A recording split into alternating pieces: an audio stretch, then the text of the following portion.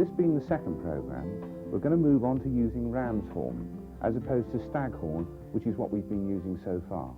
And as you can see from this offcut of staghorn, there's a marrow in the middle and it's really just a piece of bone and quite immovable, whereas ram's horn is quite different.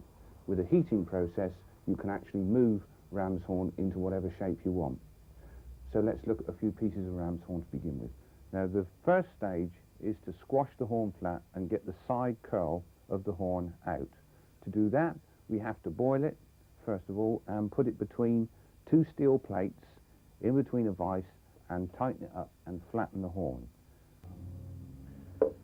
And there we are. You can hear it's got quite a dead sound to it, which indicates it's nice and soft.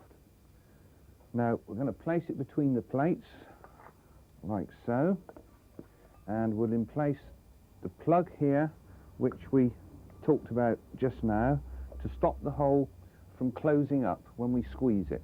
That will. Now, as we squeeze the horn up like this, you can see the nose part here actually being pushed over by the wooden peg.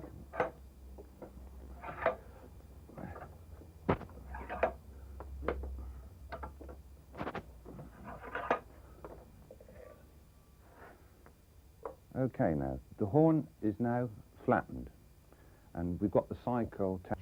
So let's start filing from the back end and get some of this horn off.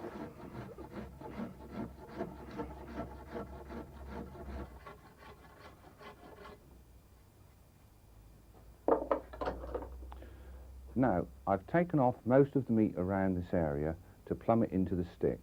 The important point here is that I've taken the sides off and I've taken the front and back off until you find an angle at which it cuts well. At the moment, I think probably this angle is coming off much better.